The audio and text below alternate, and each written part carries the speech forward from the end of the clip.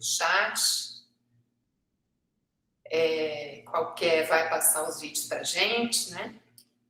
Bom, gravando. Boa tarde a todos.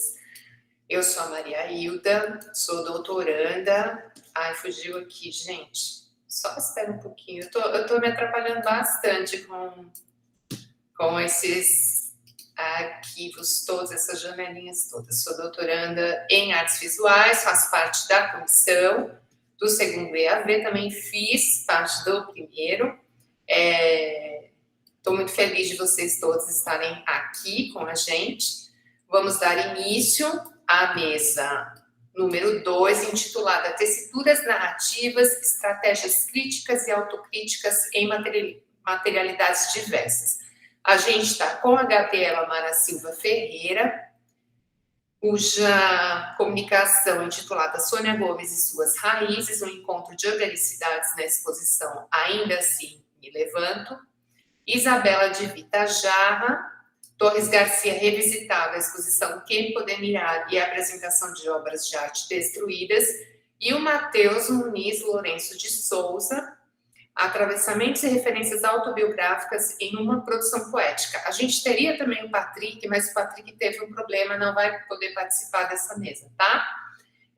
Cláudio vai soltar os vídeos, lembrando que no caso da Gabriela e da Isabela, elas estão inscritas na sessão Vídeo Pôster, uma vez que elas são da graduação, então os vídeos delas são um pouquinho curtinhos, tá? Quem tiver alguma questão e já quiser colocar no chat, vai escrevendo. No final, a gente vai ter espaço para o debate. Nós vamos ler. Quem preferir também depois abrir o microfone e falar, vai ser super bem-vindo. Tá bom? É isso aí. Cláudio, vamos começar com a Gabriela.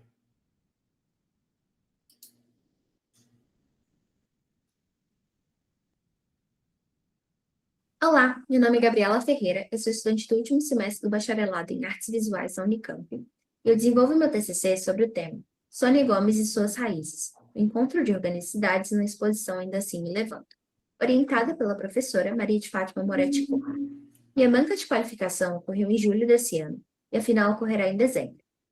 Primeiramente, Sônia Gomes é uma artista mineira, nascida em 1948, na cidade de Caetanópolis. É um fato muito interessante para o contexto de sua produção, que é basicamente têxtil, pela existência da primeira fábrica de tecidos de Minas Gerais da cidade, a Companhia de Fiação em Tecidos Cedro e Cachoeira. As obras de Sônia englobam a amarração de tecidos e a utilização de vários objetos no meio da costura, misturando arte e artesanato. Como se pode ver nas duas obras a seguir, ela utiliza tanto do estiramento e costura do tecido, quanto da compressão do tecido em filamentos e formas abstratas. A escolha do meu tema de pesquisa se deu pela minha busca, como curiosidade pessoal, por mulheres negras no cenário de arte contemporânea brasileira, onde me deparei com os trabalhos da Sônia, com a exposição Ainda Assim Me Levanto, e a série Em Raiz, e senti grande correspondência com a artista. Ainda Assim Me Levanto foi uma exposição conjunta do MASP com a Casa de Vida, ocorrida do final de 2018 ao começo de 2019, estabelece sua importância sendo uma das primeiras exposições individuais de grande porte da artista, apesar dela já ter exposto na Bienal de Veneza e ter participado de exposições coletivas aqui no Brasil. O nome da exposição também tem certa importância social e política, apesar da Sônia não assumir esses temas como base de seu trabalho, pela referência ao poema de Maya Angelou, que é uma grande ativista racial norte-americana. A exposição contou com 24 obras, dentre elas 16 da série Raiz. Além dessas 16, a série conta com mais 3 obras divulgadas nos últimos anos pela galeria que representa a artista, a Mendes Budidé. Mais importante para a minha pesquisa sobre essa série são 2 pontos. A materialidade pelo uso da madeira e do tecido de forma inédita no trabalho dela, aproveitando da compressão do tecido e da estrutura proporcionada pelo tronco para as obras. Assim, utiliza da espacialidade e da exposição do material para a série. E a relação com o ambiente interno e externo da casa de vida, o espaço onde foram expostas as obras e o jardim, respectivamente, apresentando um contraste do material natural no espaço fechado e a natureza no local aberto. É interessante também o trabalho de Sônia com a semântica da raiz de 2 maneiras.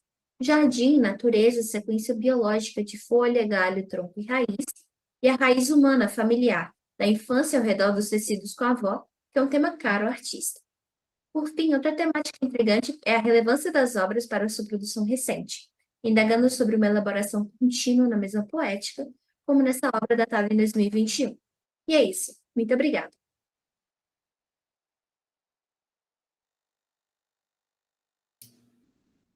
Muito legal, né? A gente vai falar mais depois. Agora a gente parte. Obrigada, Gabriela. A gente parte para a Isabela. Vamos lá.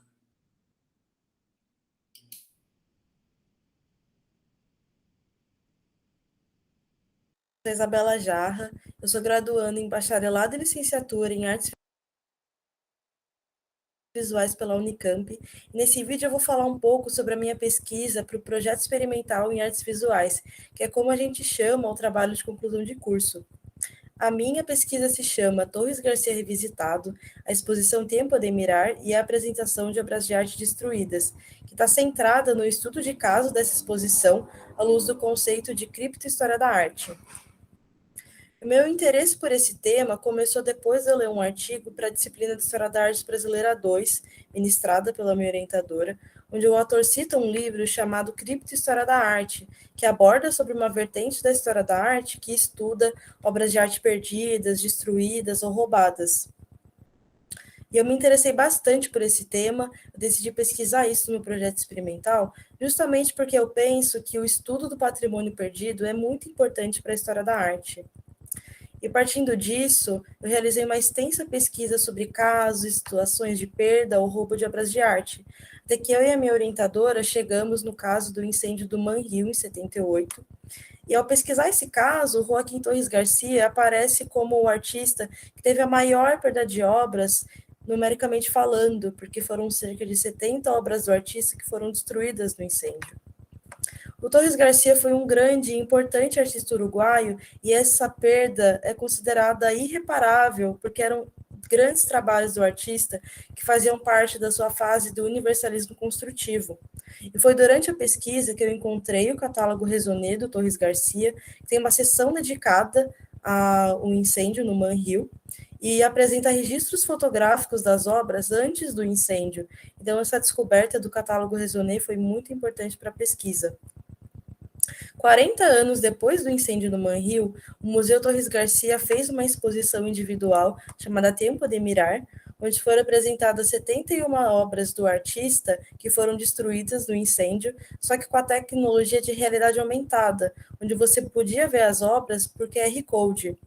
Com a curadoria do Alejandro Dias, que é o diretor do museu, a exposição convidou o espectador a revisitar os trabalhos do Torres Garcia a partir de um caráter inédito, que foi a própria apresentação das obras via realidade aumentada.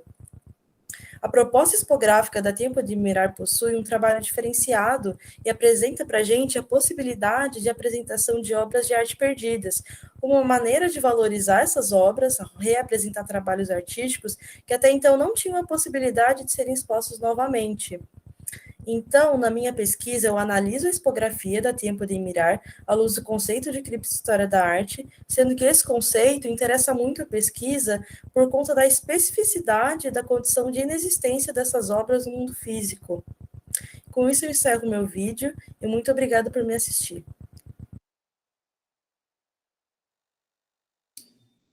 Obrigada, Isabela.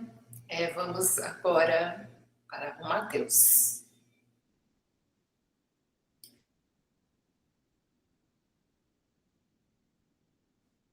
Olá, eu me chamo Matheus, eu vim aqui para fazer a comunicação do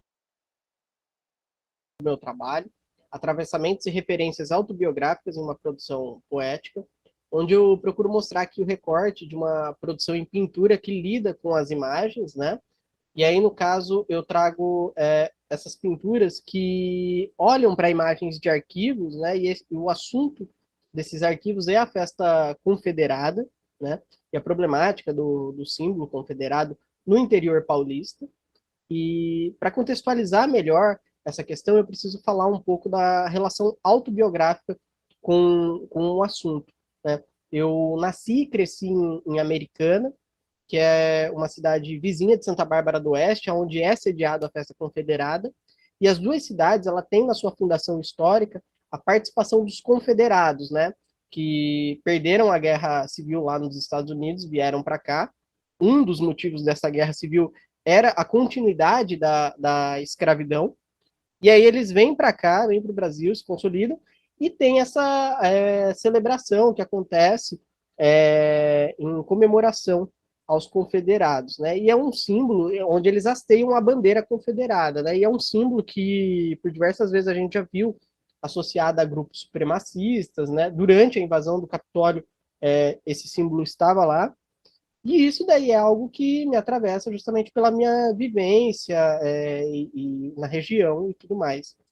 E aí, para falar de uma forma mais metodológica, considerando a bibliografia de processos autobiográficos, eu trago aqui um conceito interessante da Arfut em relação ao espaço autobiográfico, em que ela distingue aqui alguns campos, e eu vejo que o campo secundário é algo que se encaixa nessa relação, porque ela vai colocar que o campo secundário ele remete a uma trama cultural da comunicação em sociedade.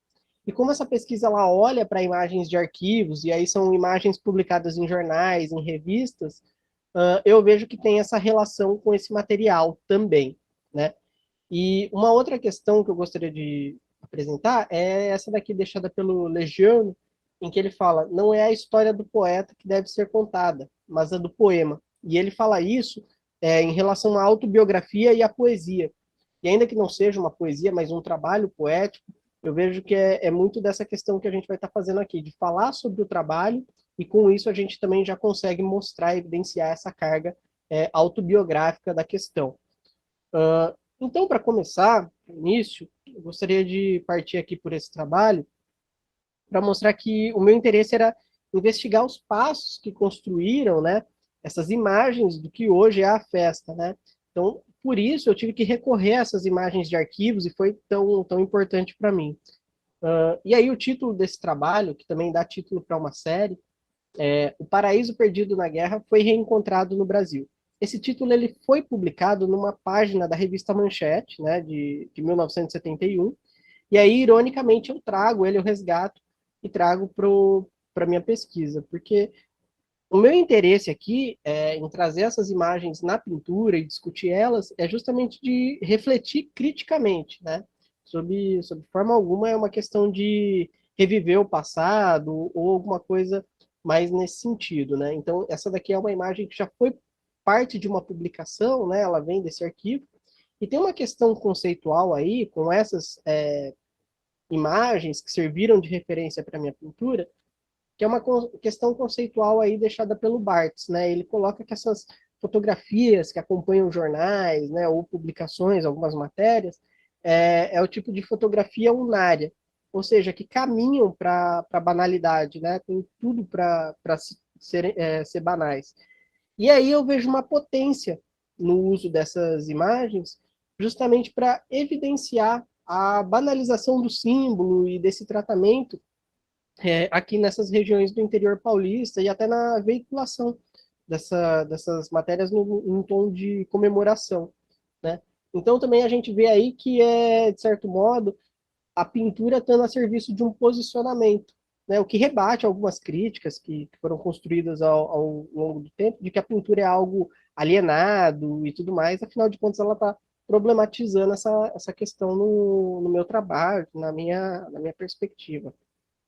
E aí, teve algumas estratégias que eu tive que pensar também para que essa pintura, de forma alguma, parecesse uma homenagem, né? E aí o que eu encontro é justamente essa questão visual aí de não ter uma definição muito precisa, ela tem essas pinceladas rápidas, uma coisa quase que agressiva, que ágil, justamente para, de forma alguma, remeter a uma pintura de homenagem, né? Não é esse lugar da pintura que a gente está discutindo, mas é uma outra coisa, né? E também tem a questão de que, por estar lidando com referências de arquivos, elas têm cores muito limitadas, até pela reprodução gráfica da época em que foram publicadas. Então acaba estabelecendo uma paleta muito rebaixada, o que acaba dando o aspecto de silêncio, né? E aí tem também uma questão de que, como a gente está lidando com imagens do passado, e a gente está em tempos tão ruidosos, qualquer referência ao passado parece ser um silêncio também, né? E aí eu vejo que nem todo silêncio é uma coisa positiva, mas ele consegue ser uma lacuna para entrar e dar espaço para essa reflexão, né, dentro da minha pesquisa. E aí, para concluir, eu vejo que, apesar de ter essa série, né, não é necessariamente uma série que eu estou trabalhando aqui, mas é o acúmulo de trabalhos que discutem essas questões e consegue ter esses assuntos em comum das cidades aqui do interior paulista e da questão confederada da presença, né? Claro que também tem a questão da necessidade de manipular o arquivo que se deu, né? Porque acaba, claro que ainda de uma forma muito particular e ainda que virtualmente, tem uma criação de arquivo específico a isso, né? Servindo um interesse. E aí eu também gostaria de apontar que através desse repertório todo, eu consigo sublinhar a problemática do símbolo, eu consigo também sublinhar a dimensão autobiográfica que me atravessa particularmente em relação a isso, e que o modo como eu manipulo e passo a reconfigurar essas imagens na pintura, que vira uma outra coisa, é também um meio não só de me reconhecer, mas também reconhecer um posicionamento diante dessas pinturas, né? E aí, eu deixo aqui algumas referências que eu utilizei para construir essa pesquisa, para construir essas considerações. Deixo também meu agradecimento ao EAV pela oportunidade da gente estar discutindo e apresentando nossas pesquisas. Deixo um agradecimento à comissão organizadora do EAV, também ao programa de pós-graduação aí do Instituto de Artes, que é onde a gente também tem essa oportunidade. No meu caso, é sob a orientação do professor Sérgio Nicolitchev, e também a todos os colegas e professores da Unicamp. E também deixo meu contato aí para a gente continuar essa conversa, caso tenham alguma dúvida, né, posteriormente, enfim. E meu muito obrigado pela atenção. Obrigada, gente. A gente está com um problema aqui fora do previsto. Patrick, você pode abrir um pouquinho o seu áudio para conversar com você? O Patrick. Então, Patrick. Olá, boa tarde. Desculpa, eu vou ter que te Boa expor tarde a aqui. todos. Eu vou ter que te Por favor. expor, Patrick. Eu escrevi para você ontem ainda para saber do seu vídeo. Você recebeu meus e-mails? Porque a gente tem todo um protocolo, né? E a gente recebe os e-mails, os vídeos, a gente vê os vídeos. Se você topar, a gente faz a discussão com. Tem uma música que está atrapalhando um pouquinho. Aqui no meu? Não sei, de alguém que está com o microfone aberto. A gente prossegue conforme o planejado, com Matheus, Gabriela e Isabela. No finalzinho, a gente dá o espaço para você mostrar seu vídeo. Pode ser? Pode ser, muito obrigado. Desculpa, tá?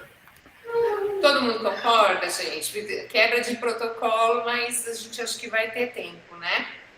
Primeiro, quero agradecer de novo a fala de vocês. Eu gostei demais dessa mesa, né? Porque tem a questão da memória, das visibilizações, de como a gente dá visibilidade para coisas que estão escondidas ou de propósito, porque não se quer dar a ver, ou porque não existe espaço para essa fala, né? No caso da Gabriela, ou foram destruídas, no caso da Isabela, é tudo muito pertinente, assim, as questões do Matheus. Eu queria saber se tem alguém do público que quer começar a rodada de perguntas, ou se eu posso começar com comentários, mais comentários mesmo. Eu queria agradecer especialmente a Isabela e Gabriela, que são da graduação. A gente já no ano passado teve participação, né, dos graduandos em artes visuais na exposição, e agora a gente abriu esse ano para ver as pesquisas deles, assim, também, pesquisas mais teóricas, vamos dizer, né? E isso é muito legal. Primeiro, começando pela Gabriela, eu amei essa artista, que eu não conhecia, porque quando a gente fala muito, assim, da artista negra, a gente já vai para a Rosana Paulino, né, que é estourada, e queria saber se você também tem uma produção sua, E como foi, assim, chegar na Sônia? Você falou brevemente, né? Também, não sei, mas me lembrou muito a produção dela, Arthur Bispo, do Rosário, e o Mestre Didi. Eu queria saber se você está fazendo esses links na sua pesquisa, porque o vídeo de vocês mais curtiu, uma coisa que já vai ficar para a próxima edição, a gente pode deixar um tempinho a mais para o pessoal da graduação também. Gabriela. Então, eu tenho um pouco de... Eu produzo um pouco, mas eu gosto um pouco mais da pesquisa teórica, então acabou que esse é o meu foco, especialmente esse ano do projeto experimental. Mas eu produzo um pouco também, eu só não me encontro muito, assim, na prática por agora. Mas essa parte do Arthur Bispo do Rosário, realmente, tem algumas entrevistas que ela fala que no começo da produção dela, ela foi muito comparada com o Bispo do Rosário, chamavam ela de Bispo de Saias. E essa é uma relação que eu peguei um pouco para fazer no primeiro momento, mas com...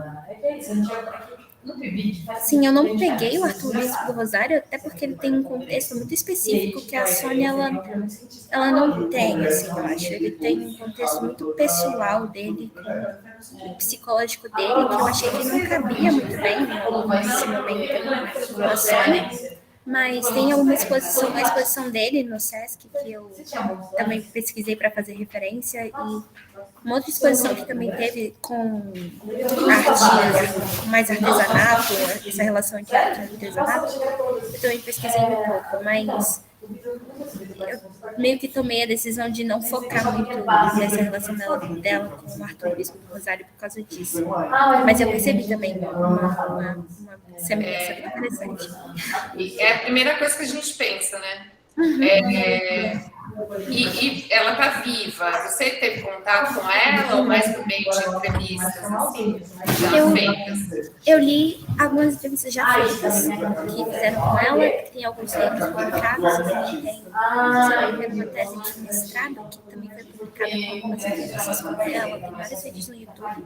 E eu cheguei a entrar em contato com a artista, mandei umas perguntas, mas ela está viajando agora, e ela na verdade já tem uns 4 meses que ela está viajando. Então ela não teve tempo de, assim, me responder, mas eu consegui entrar em contato com ela. Alguém mais com questão para a Gabriela?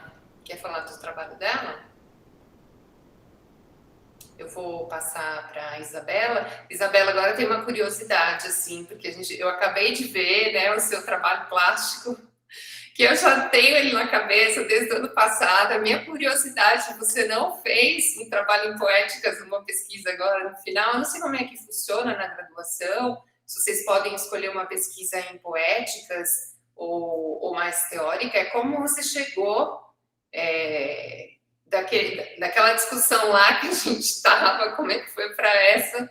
Eu gostei muito, assim, a gente tem casos de incêndio aqui no Brasil, né? A gente perde muito patrimônio no Brasil com incêndio, isso já é um clássico, assim, patrimônio da TV, patrimônio do cinema, patrimônio da museologia, a gente vive perdendo coisas, assim.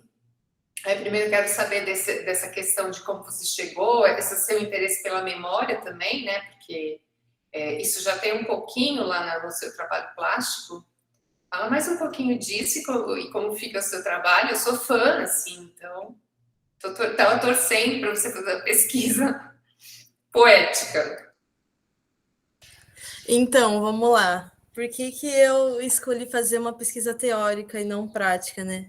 Respondendo a sua pergunta, no curso de artes visuais, a gente pode escolher 3 eixos, né? Tem o eixo de praxis artística, de teoria da arte e de arte e educação.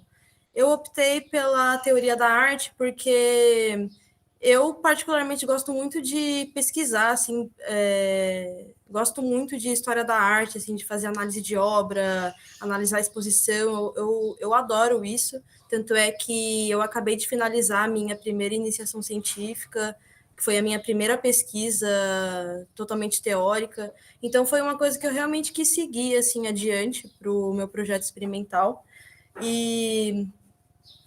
Assim, eu não sei em relação aos meus colegas de turma, mas desde o meu primeiro ano da faculdade eu tive uma relação muito conflituosa com o meu projeto experimental, porque toda hora eu mudava o que eu queria fazer. Fala assim, acho que eu vou abordar sobre isso aqui, aí no ano seguinte, não, acho que eu vou abordar sobre isso aqui.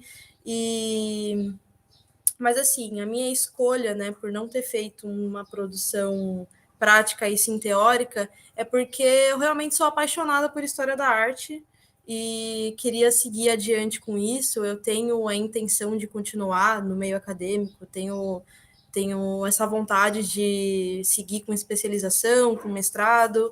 Então, eu pensei, né, que para mim faria mais sentido eu dar esse tipo de continuidade com um projeto totalmente teórico. E também tem uma outra questão que eu gosto de analisar o trabalho dos outros, mas não gosto de analisar o meu próprio trabalho. Eu gosto do que as pessoas falam do meu trabalho, tanto é que, enfim, você estava, né, na conversa anterior e a gente teve uma conversa bem, bem interessante no final sobre o meu trabalho, inclusive, né? E é muito legal ver isso, ver o que as pessoas estão pensando sobre o meu trabalho. E, para mim, pelo menos, não faz sentido eu falar da minha própria produção, pelo menos não agora. Acho que, não sei, quando eu der uma amadurecida assim, nas ideias, talvez, mas por enquanto não. Mas, assim, eu gosto muito da produção prática, sou apaixonada também, mas são coisas que eu separo um pouco. Eu ainda não consegui criar uma relação mais intrínseca entre minha produção artística e minha produção teórica. É uma coisa que eu tenho um pouquinho de dificuldade, vou ser sincera. Talvez um dia, quem sabe, né, eu possa juntar as duas coisas, mas por enquanto não. Pode falar. Não, emendando, eu fiquei pensando, né, nessa. Aí eu estou me colocando como uma pessoa meio, vamos dizer, ignorante nisso, né, nessa área, assim. Se essa proposta, disposição, se ela é inédita ou ela se baseou em alguma outra que já aconteceu, assim, no sentido da dimensão mesmo, né, de terem sido destruídas as obras e de ter se pensado na tecnologia de realidade aumentada, de remissões, né, porque o QR Code leva para um outro lugar e que a pessoa vê na palma da mão também, é uma experiência totalmente diferente, mas super válida também, né? Se você tem notícia de outras exposições que já ocorreram como essa. Então, tem essa coisa muito legal dessa exposição que, segundo o texto curatorial, é inédito. Foi a primeira vez que eles utilizaram essa tecnologia para fazer essa exposição em realidade aumentada. E eu não sei vocês, mas eu achei assim lindíssimo o projeto tipográfico de ter colocado os quadrados em branco, dá uma sensação de vazio, até de um esquecimento, parece, né? De uma tentativa de tentar reavivar esse trabalho, trazer ele de volta para o meio artístico. Isso foi o que me levou a querer estudar essa exposição, foi essa beleza que eu vi no projeto tipográfico, de ver aqueles quadrados vazios e você poder descobrir que aquele códigozinho te leva para um outro mundo. Né? Isso é uma coisa muito legal. Mas essa exposição tem uma relação diferente também, porque o que a gente entende por uma exposição? É um conjunto, é uma coleção de obras que fazem sentido de acordo com a curadoria, e só que essa exposição, especificamente, você só podia ver uma obra por vez. Porque o QR Code, né, não sei se isso vai mudar no futuro, mas você só pode ver um QR Code por vez. Então você aponta o celular e consegue ver um trabalho. E somente ele. Então você entra no mundo daquele trabalho. Aí você vai para o próximo, depois vai para o próximo, depois vai para o próximo. Então, sobre essa questão, né, de ineditismo, realmente foi pelo menos, né, segundo o texto curatorial da Tempo de Mirar, foi a primeira que fez esse tipo de projeto.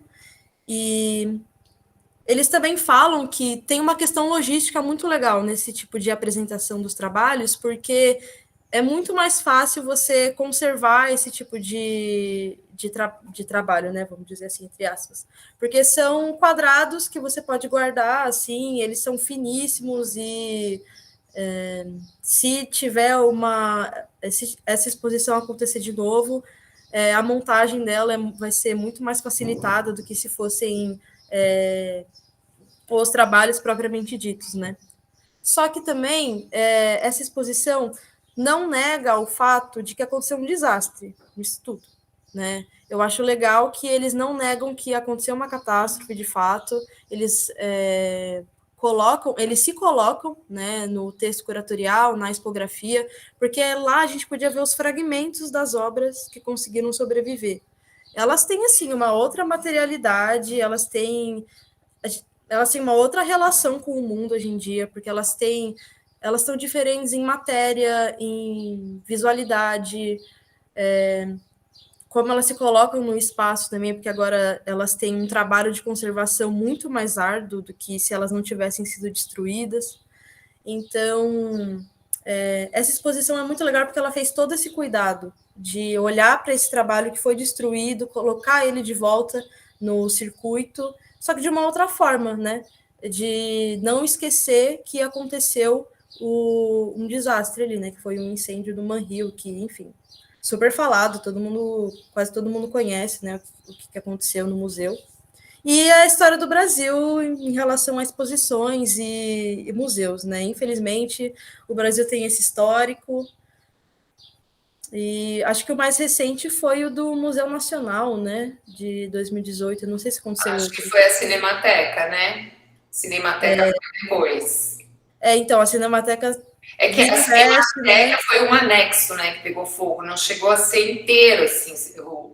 Isso que você falou é muito legal, porque eu estava pensando nisso justamente quando você estava falando. Quando o Museu Nacional pegou fogo, as discussões eram deixar aquela carcaça do museu, não apagar isso e construir um museu novo, né?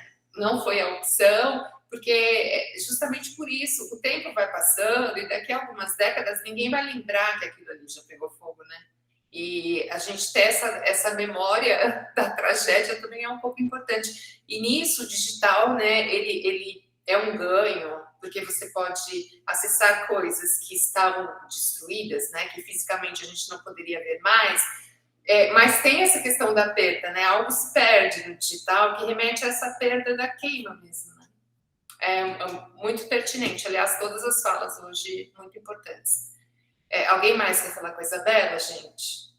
Cláudio? Oi, gente, boa tarde. Isabela, me tocou também muito a sua fala, no sentido de construir uma história de rastro, né? Faz uma metodologia de rastro, daquele que sobrou de um desastre ou de alguma falta, né? A atenção pela falta, ela é importante para mim. E mais do que isso, você toca num ponto que muitos de nós, como ou artistas, ou historiadores, ou pesquisadores da arte, não tocamos, que ele é muito forte na Europa, né? Que é uma área mais burocrática da arte. Se não só de conservação, mas de segurança também. Então, são inúmeros congressos, assim, e aí você pode pensar nisso no futuro também, né? Como que isso se dá no nosso território. Ou de grupos ou de congressos que estão pensando em biossegurança de obra de arte, né? Então, é todo um esquema feito por artistas, por historiadores de arte, junto com pessoas da engenharia, etc., que vão tentar prever certos tipos de ocasionalidades dentro dos museus, né? E aí a gente vê que tudo isso passa pelo um ponto principal, que é a política, né? Não tem nenhum tipo de política de prevenção no Brasil acerca de obra de arte. Você vai ter muitos nos museus privados, né? Mas geralmente museu público enfim, você não tem alarme de incêndio, né?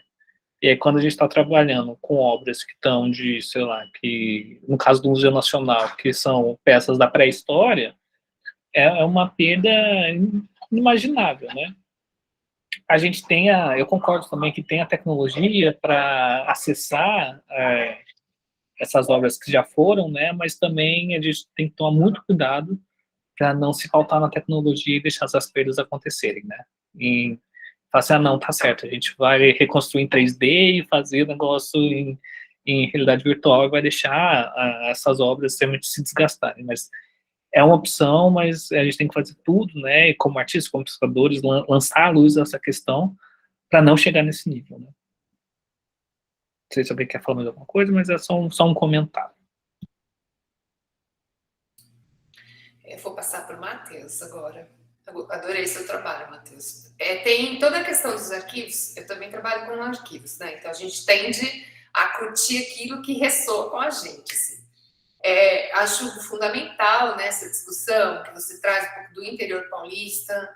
A gente sabe que a gente vive numa realidade bastante dividida e que certas regiões do Brasil têm uma tendência mais conservadora, né? E a gente sabe que o discurso conservador tem os seus símbolos, mas tudo isso eu acho super legal, tá? Mas o que chamou minha atenção na sua pintura, além do fato de ser preto e branco, né? Mais um cinza e branco, assim, que eu até ia te perguntar, depois você já falou um pouquinho, né? Que remete também muito à questão de perda de cor, de apagamento, né? Que a gente vê muito na relação com os arquivos. Eu não sei se você falou isso ou se eu estava muito assim, viajando. Eu queria saber o tipo da imagem que tem nesses arquivos, é a imagem fotográfica mesmo, ou já é imagem fotográfica de jornal, sabe? Aquela offset que já é impressa. Eu queria saber se eu achei assim, eu fiz uma leitura muito do pop americano, sabe? Não exatamente da pop art, da pintura estadunidense pós-50, assim. Eu queria saber se você tem essas referências, porque para mim é uma referência muito forte essa pintura, assim, sei lá, desde Jasper Jones, sabe? Já um pouquinho antes do pop. Bom, primeiramente, boa tarde para todo mundo. A do pop americano não foi algo que eu... É até uma novidade, uma surpresa para mim, essa relação com esse aspecto.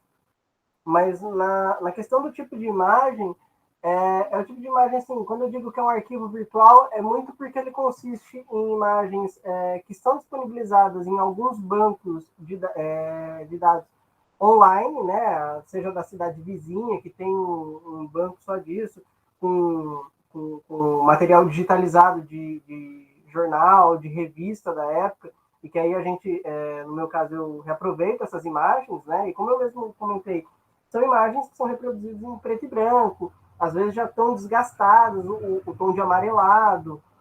Muitas vezes eu recorria, antes mesmo de me interessar por esse assunto, eu recorria às imagens da revista Manchete, que apesar de ser do Rio de Janeiro, ela já abordava esse assunto e ela trazia já esse tom de papel amarelado e tal, do próprio arquivo deles, e que mesmo quando a gente digitaliza, fica dessa forma, né? E é algo que eu tento, não vou dizer reproduzir, mas eu tento usar a favor na pintura, né?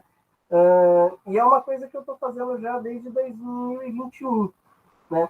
E em junho desse ano já estava se discutindo na Câmara de Santa Bárbara a questão desses símbolos, né? E de proibir esses eventos com esses símbolos, o que tornou, de novo, a repercutir na mídia daqui, né? Então, mais material, mais imagem, e até num livro sobre a comunidade confederada aqui no Brasil, publicado pela editora da Unicamp, aponta que uma das questões importantes para eles de realizar esse evento é de criar a imagem disso daí, por isso que as pessoas se vestem com roupas da época, fazem tudo para criar imagens que eles já não tinham, o que transforma tudo numa outra camada de simulacro, e que, para mim, é um banquete para discutir imagem na pintura, né? E problematizar essa questão. Mas a relação com essa pintura estadunidense aí, para mim, é uma novidade, algo a se pensar. Não, eu falei em pop, mas não é aquele pop colorido, não. É mais pintura estadunidense pós 50, assim. Então, você tira a cor, mas me lembrou, assim. Nem sei se tem a ver, né? Porque às vezes a gente faz cada leitura que acho que tem mais a ver com as minhas referências. Mas fiquei achando mesmo que você tinha alguma referência, assim, de algum pintor contemporâneo dos Estados Unidos. Eu vejo uma relação, principalmente aí voltando naquela questão da imagem, não é só a imagem fotográfica que eu utilizo, né? Mas tem a imagem esquemática em alguns casos. São os mapas e tal, né? Que é uma imagem de livro, didático, essa coisa, né? Que eu reaproveito. Que aí eu vejo uma relação muito com alguns dos primeiros trabalhos do Bruno Dunley, aqui do Brasil mesmo, que já tinha tom rebaixada, que aí ele não fala que é uma coisa silenciosa, mas é uma paleta muda que ele coloca no caso dele. Mas que tem também essa similaridade na questão da aparência, né, das cores. Tá. Gente, alguém quer abrir o microfone para falar, comentar alguma coisa para o Matheus, Isabela e Gabriela? Isabela, fala. Então, você falou dessa referência, né, que você pegou do pop estadunidense. Eu acho que eu lembrei, olhando para o trabalho do Matheus, eu lembrei de um trabalho do Norman Rockwell. Acho que é dele, não tenho certeza agora. Mas é um trabalho que é assim, são vários homens reunidos e eles estão segurando a bandeira do Japão, da época lá, né, da Segunda Guerra Mundial. E é um trabalho que, para mim, ele me pega muito, assim, me pega demais, porque tem um uso da bandeira nele que, para mim, é muito particular daquela pintura, assim, dele segurando a bandeira, parecendo como se fosse um trapo, sabe? Enfim, tem várias relações ali pós-Segunda Guerra, enfim, nem vou entrar nesse mérito. Eu acho que essa questão do símbolo, de aparecer pedaços de bandeira, foi isso que me remeteu, porque nessa pintura tem muito isso, né? Essa pintura estadunidense pós-50, de várias maneiras. Patrick levantou a mão. Fala, Patrick.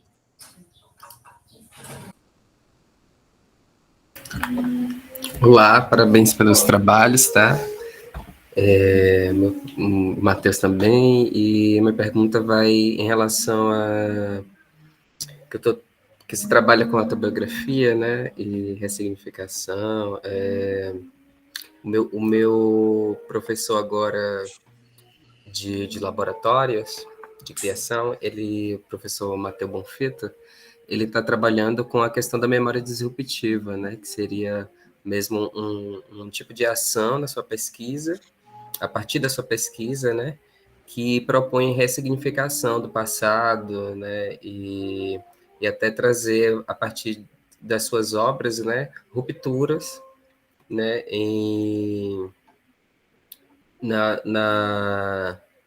nas próprias, não só em relação ao seu próprio processo de criação, mas também na recepção, né, da sua obra, de modos de visão, né, da obra de arte, por exemplo. E eu queria perguntar, né, como que você vê essa questão, né, da ressignificação do seu passado e como que isso pode reverberar, né, na recepção de sua obra. Então, quando começa a colocar essa questão confederada, parece que é um pouco distante, apesar de ser da cidade, Santa Bárbara do Oeste, que é a cidade vizinha, né? E Americana, eu acho que eu não mencionei, mas Americana, que é onde eu estou agora, ela teve no seu brasão de 75 até 98, ela teve no brasão o símbolo confederado. Então, assim, é algo que não parece muito... Talvez por ter crescido aqui, não parece muito perceptível, mas que você sabe que você cresceu com isso e principalmente por estar no interior, você sabe que tem esse olhar que é impactado por toda uma onda conservadora e tudo mais, né? Então, assim, para mim é muito difícil conseguir falar ou explicar sobre isso. Eu acho que é justamente por isso que eu tenho feito essas pinturas. Mas é algo que a gente percebe dessa eu não queria dizer narrativa, mas que acompanha a gente ao longo da vida, né? Pelo menos quando você mantém uma vivência forte com o lugar. Eu acho que é mais nesse caminho. Não sei se eu expliquei muito bem, se eu respondi, mas é isso. Ficou assim, obrigado. Gente, agora eu queria perguntar outra coisa para a Gabriela. Não, eu queria saber essa questão, né, das artistas visuais negras, se tem, além da Sônia, alguma outra pela qual você tem interesse, sim. E eu até dei uma pesquisada, gente, eu assisti o vídeo antes, né? Eu fui dar uma pesquisadinha e eu coloquei assim no Google, artistas visuais brasileiras negras. Aí apareceu a Rosana Paulino, apareceu uma outra que é um pouquinho mais pop, e apareceu um monte de rapazes. Falei assim, gente, que difícil, né, você acessar essa informação. Ou assim, no caso de a gente ter interesse, o que, que você sugere pra gente, assim? Então, eu gosto muito de Eu trabalhar com a amo Rosana a Paulino, Rosana Paulino, mas... alegre, né? Então, eu também não tenho muito contato, para falar a verdade. O trabalho da Sônia eu vi numa revista que era exatamente sobre o trabalho de artistas negros. Eu posso até pegar um link e mandar depois, porque agora eu não tô me lembrando. Mas foi nessa revista, assim, aleatoriamente, eu sigo isso há um tempo, mas aleatoriamente eles tinham um artigo sobre a Sônia, que era sobre um outro trabalho dela, Memória, que é uma música que eu mostrei no meu vídeo. E aí eu descobri o trabalho dela, mas assim, depois não tinham muitos, antes também não tinham muitos, eles falam bastante da Rosana, e eles falam bastante de outros homens negros que produzem arte no Brasil, mas não, eu também não tive muito contato. E assim, é uma coisa que dói um pouco, eu acho, porque o nosso instituto tem pouca representatividade, mas aí você vê que realmente não é um problema da universidade, é um problema da arte contemporânea, moderna e de toda a história da arte do mundo inteiro, na verdade. Então, é um problema também, assim. Eu fico pensando um pouco nisso também, quando eu penso na minha própria prática de arte, porque por muito tempo eu não me encontrei na prática, mas talvez um pouco disso seja também porque eu nunca me via muito no circuito de arte, assim, como mulher negra. Então, eu não sei. Então, isso acaba me afetando desse jeito em que eu acho que o meu lugar é talvez estudar um pouco essas pessoas como eu, mais do que me inserir no meio também, no meio que não parece muito de braços muito abertos para me receber, eu acho. Por outro lado, pensar nessa produção como uma resistência, né? Que são vozes que a gente precisa ouvir. Bom. Aí você abria e aí cada um dos quadradinhos você funcionava. Seu áudio está desligado. Ai, gente, eu faço isso direto. Se ninguém tiver mais nada para perguntar para o Matheus, Gabriela e Isabela, a gente tem um tempinho ainda, e todos concordarem, a gente passa para o Patrick. Patrick, você está acostumado a passar vídeo, sim? Como é que é? Porque às vezes dá uma travada, né? Você compartilha a tela, Sim. uma guia que fica mais fácil. Tá. Tentar compartilhar aqui agora. E esse áudio, essa música, tá no ambiente? É porque como eu moro na moradia, aí tem outros estudantes músicos aqui. Ah, são músicos, meu Deus. Eles estão aqui tocando. Gente, deixa eu só falar, dar o título da sua... Deixa eu achar aqui. Patrick o título da comunicação, a estética do filme ensaio, os conceitos e imagens de Jean-Luc Godard. Então, Patrick, por isso que a gente gosta de receber os vídeos antes, entendeu? Porque a gente confere, depois a gente testa, a gente passa no ambiente. Mas tudo bem, vamos lá. Tá, primeiramente eu queria pedir desculpas por não ter participado de todas as etapas e por essa questão do vídeo, por questões pessoais mesmo, e agora eu vou... Tá conseguindo? Pode dar play, pode dar play. Agora eu vou apresentar o vídeo para vocês, espero que vocês gostem.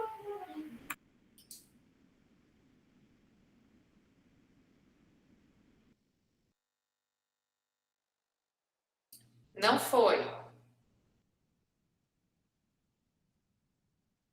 Olá, muito boa tarde a todas, todos e todes. Com muito prazer que eu estou participando do segundo encontro de artes visuais da Unicamp. E eu vou apresentar um pouco sobre o meu projeto de pesquisa para vocês. O projeto se intitula Estética do Filme Ensaio e os Conceitos e Imagens de Jean-Luc Godard. Eu estou fazendo o mestrado no programa de pós-graduação em multimeios da Unicamp e estou sendo orientado pelo professor Dr. Francisco Elinaldo Teixeira, que pesquisa o filme-ensaio na Unicamp. Os meus objetivos com a minha pesquisa é, primeiramente, analisar os filmes de cunho ensaístico, feitos por Jean-Luc Godard, desde a Gaia Ciência, né, onde a gente pôde identificar uma espécie de proto-ensaio de Godard, ou seja, o início, o germinar da sua proposta ensaística através dos filmes, e vamos culminar na análise do filme Imagem e Palavra, de 2018, o último filme de Godard. Com muito pesar, inclusive, que recebemos a notícia ultimamente da morte do Godard, e no último dia 13, agora de setembro, né? E essa apresentação, de certa forma, será uma homenagem a ele.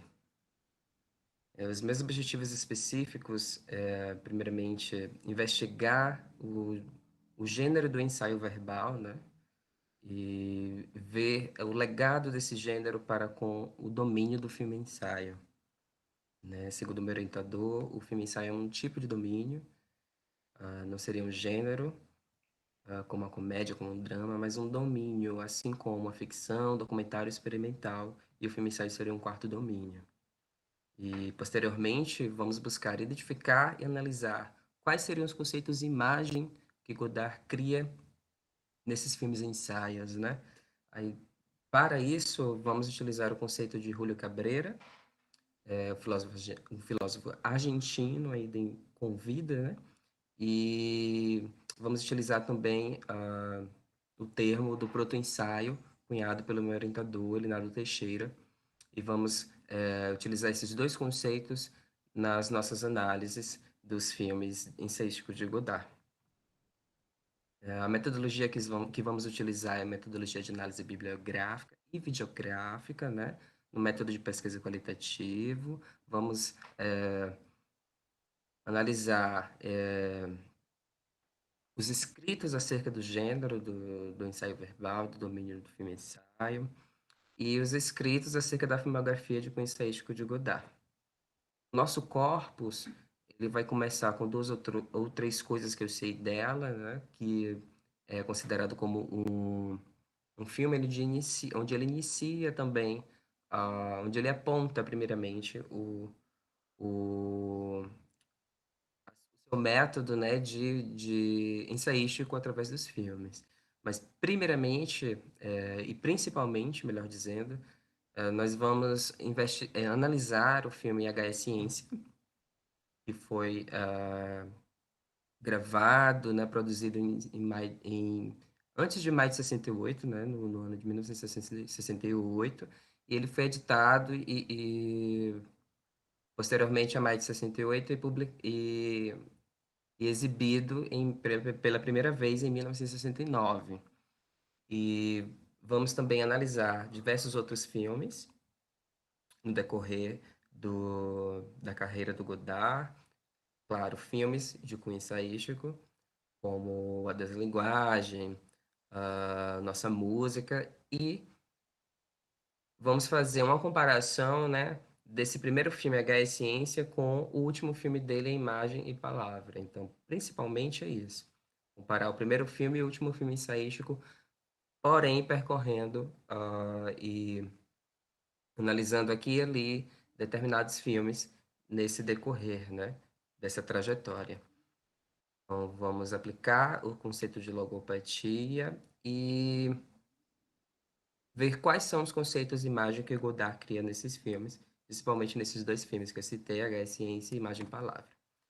Então, primeiramente, né, fazendo uma abordagem geral acerca do tema, o filme ensaio é um tipo de domínio onde as obras que são feitas nesse domínio possuem um caráter de abertura, né?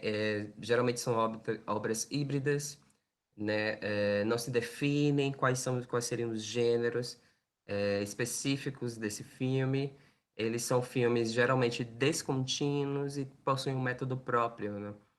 E o filme ensaio, segundo o Timothy Corrigan, ele é o que vai trazer na atualidade, né, um envolvimento mais profundo e único entre o verbal e o visual. Dentro do ramo da cinema e da filosofia, né, dessas duas áreas, a gente tem Júlio Cabreira, que fez o livro, que escreveu o livro Cinema Pensa, e ele aborda a questão do logos e do pathos, porque ele é um filósofo, então ele vai analisar o cinema a partir desses conceitos, e ele vai dizer que para aprendermos a realidade, o cinema ele expõe isso, assim como a filosofia, embora alguns filósofos eles não assentem em relação a isso, mas o pensamento, a formação dos conceitos, eles tanto têm a questão cognitiva, que é a questão do logos, né, a questão da razão, quanto a questão sensível, que é a questão do pathos. Então, a junção dessas duas coisas, do logos e do pathos, né, do modo de elaborar o pensamento através da razão e através das sensações, é o que vai gerar os conceitos. No caso do cinema, os conceitos imagem. Então, pegando áreas, utilizando outros tipos de gêneros para expressar, chame, né? Exame, enquanto... E os filmes ensaios a partir de Chris Marker, né? Porém, o germinado, o ensaio já vem muito antes, né? No ensaio, né? O Godard, ele opera assim como um escritor ensaísta, ele trabalha com recortes múltiplos da realidade. Philippe de Bois, que é um estudioso dos filmes de Godard, vai trazer que os filmes de Godard da ordem do rascunho, do diário de trabalho, das notas do pesquisador. Então, ele opera com um tipo de escrita imagética muito, muito ensaística, né? Deleuze vai falar que o Godard, ele, justamente por esse caráter do ensaio, dele não buscar dar a resposta definitiva para as coisas, o Godard ele tenta gaguejar na linguagem feito um estrangeiro em sua própria língua, né? Ele encara a imagem enquanto sujeito, a imagem ela tem o seu ser, e o Godard ele tenta não dar uma palavra de ordem para esse ser através da sua construção fílmica, mas tentar mostrar o que essa imagem tem para expressar, né? E nesse filme, que a gente já, agora no início da nossa pesquisa, eu comecei esse ano, e nesse primeiro semestre a gente fez uma reformulação que a gente pesquisaria, e a gente decidiu agora por analisar, primeiramente, o filme HS Ciência, que é onde a gente vai identificar o proto-ensaio no cinema de Godard. Aqui dá para ver assim mais imagem, né, do filme da HS Ciência de Godard, e dá para perceber, essa montagem foi feita por mim, de vários fotogramas, a complexidade que há e a montagem que ele faz de materiais diversos, né, para compor o seu pensamento, né, através de desvios em diversos materiais fílmicos de diversos estilos e gêneros e materialidades, né?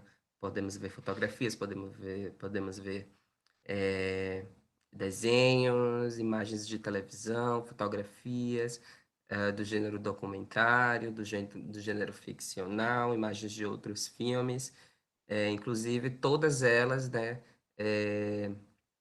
reconstruídas, né, ressignificadas, muitas imagens com palavras escritas por cima. E Godard, ele traz imagens diversas, mas ele reconstrói, ele ressignifica. E HS Ciência, ela traz muito isso. É um filme em que eu fiz um artigo que foi publicado na revista Polifonia, e a partir desse artigo eu fiz uma espécie de uma pequena análise a partir desse filme, né? HS Ciência. Oi, gente. Então, infelizmente a gente não pôde ver o vídeo da íntegra, né? Porque a gente tem a regra que está no edital, que é no máximo 10 minutos para comunicação oral, e para o vídeo pôster a gente tem 3 minutos.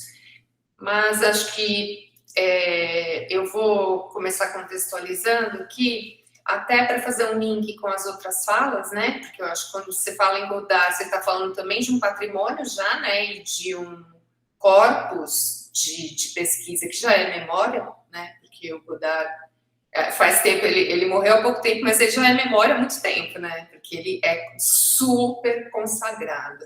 Esses filmes ensaios, a minha questão vai um pouco sobre a questão de que ele se apropria também de imagens, né? E de arquivos de diferentes fontes. Você tem um pouco esse foco na sua pesquisa de ver quais são os. A gente já pensa no Godard como arquivo, mas pensando que o Godard também acessa arquivos. Quais são esses tipos de arquivos? Se você tem um olhar para isso, que eu acho uma coisa muito interessante, assim, do Godard, né? Porque muito antes de a gente falar de apropriação, ele já estava fazendo nos filmes dele, né? É isso. Se alguém mais tiver alguma coisa, pode escrever aqui para perguntar para o Patrick, ou pode abrir o microfone, tá? Já começa respondendo? Então, sim, o Godard, ele trabalha com essa multiplicidade que é própria do ensaio, que já vem no ensaio escrito, né? Que é uma operação da escrita feita por desvios. Então, você não segue, no caso na filosofia, o escritor ensaísta, ele não segue uma linha filosófica reta, né? Ele vai se dispersando no meio do caminho pelos conceitos, conforme ele vai vendo a necessidade de que aquele outro conceito vai compor o seu pensamento, né? Então, é uma escrita bem fragmentária e bem construída a partir desse desvio. E Godard, ele opera muito com isso também, né? Então, para ele expressar um tipo de pensamento, então, em relação à materialidade, né, das imagens, ele não tem muito bem essa questão de seguir, de como é o cinema clássico, né? Não, vou operar só com imagens de arquivos de filmes documentários, ou só de filmes ficcionais, ou vou operar só com a questão do cinema experimental, não.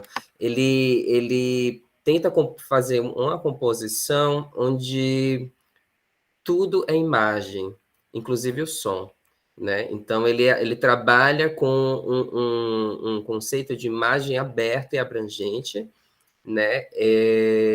Então, para ele, qualquer material, ele pode servir para compor um tipo de pensamento, né? Então, nesse filme H Ciência, ele utiliza imagens de livros, capas de livros, ele utiliza fotografias, frames de filmes dele, de outros filmes, de outros cineastas, ele utiliza pintura, charges, né? Ele utiliza uma várias imagens eletrônicas, de vídeo, ele também traz diversos sons de rádio, som de televisão, sons de diversos meios, né?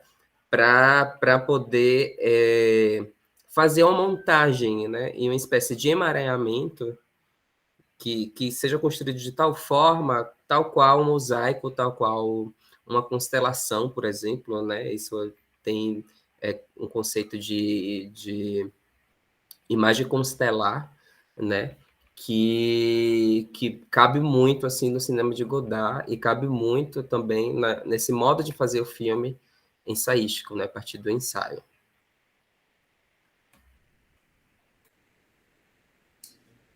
Obrigada, Patrick. Alguém mais quer falar? Não, a gente ainda tem um tempinho. Essa mesa está programada até para as 17h15. Lembrando que, já falei, mas vou enfatizar, que a gente está gravando para subir no YouTube. Se vocês conhecem alguém, não veio, mas está lá, a gente vai continuar a divulgação. tá? Porque a gente sabe que com as atividades voltando para o presencial, muita gente que, se tivesse em casa, iria assistir, não pôde assistir, né? Então, a gente vai continuar nessa divulgação. E se ninguém mais tiver comentado, os participantes querem falar mais alguma coisa? Não? Então, gente, eu vou encerrar, tá? Agradecendo a vocês todos pela participação no segundo EAV. Lembrando que amanhã, às 10 horas, a nossa programação continua com a palestra da professora doutora Raquel Zuanon, a palestra intitulada Arte Homeodinâmica, Contributos à Regulação Metabólica do Organismo, seguida depois à tarde por 2 outras mesas. Lembrando que o EAV é uma iniciativa dos alunos, dos discentes da pós-graduação em artes visuais, que a gente espera que esse espaço continue no tempo, né? Mesmo que a gente migre depois para o físico. E lembrando que a gente está com uma exposição, se alguém tiver o link aí para colocar, Cláudio ou Anne. E a programação está no nosso site, tá? Eu vou pedir para o Cláudio parar a gravação. E vou me despedir de vocês, dizendo que eu adorei, que foi uma mesa muito